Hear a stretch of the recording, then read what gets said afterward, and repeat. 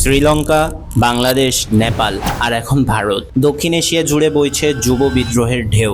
কি চাইছে এই ছাত্ররা আর কেনই বা ফুঁসে উঠেছে গোটা একটি প্রজন্ম? প্রথমে শ্রীলঙ্কা।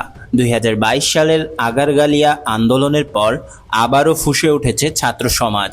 2026 সালের জুলাইয়ে হাজার হাজার ছাত্র রাজধানী কলম্বোর সংসদ ভবন ঘেরাও করে। তাদের দাবি অর্থনৈতিক সংকট ও দুর্নীতির বিরুদ্ধে ব্যবস্থা। পুলিশ টিয়ার গ্যাস ও ক্যানন ছুড়লেও ছাত্ররা পিছু সরেনি। আন্দোলন আরও বেগবান হয়েছে। এরপর বাংলাদেশ। 2024 সালের জুলাই বিপ্লব ইতিহাসে থেকেই গেল, কিন্তু 2026 সালের জুলাইয়েই আবারও সড়কে নামে জেনজি প্রজন্ম।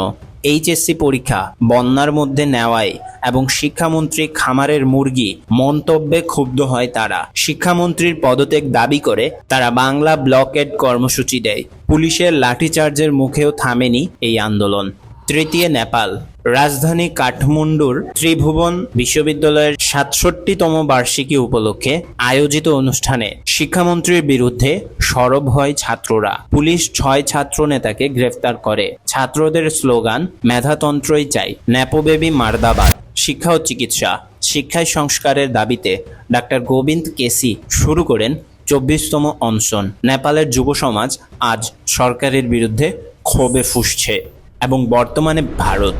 NEET ইউজি মেডিকেল প্রবেশিকা পরীক্ষার প্রশ্ন ফাঁসকে কেন্দ্র করে তৈরি হয়েছে ককরোচ জনতা পার্টি বা CJP, একটি যুব নেতৃত্বাধীন আন্দোলন। কেন্দ্রীয় শিক্ষামন্ত্রীর পদত্যাগ দাবি এবং শিক্ষা ব্যবস্থার সংস্কারের দাবিতে যন্তরমন্তরে জড়ো হয়েছেন হাজার হাজার শিক্ষার্থী। শিক্ষা সংস্কারক সোনাম ওয়াংচুক 26 দিন অনশন করেছেন। 20 জুলাই সংসদের দিকে মার্চে গেলেও পুলিশের সঙ্গে সংঘর্ষে আহত হন 100 এর বেশি শিক্ষার্থী। আন্দোলন এখন সারা ভারতে ছড়িয়ে পড়েছে।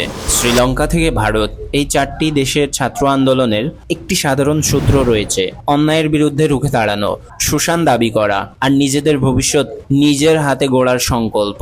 দক্ষিণ এশিয়ার যুব সমাজ আজ জাগ্রত। এই আন্দোলনের গন্তব্য কি সেটাই এখন দেখার। আমাদের চ্যানেল সাবস্ক্রাইব করুন, আরও ভিডিও দেখতে থাকুন। ধন্যবাদ।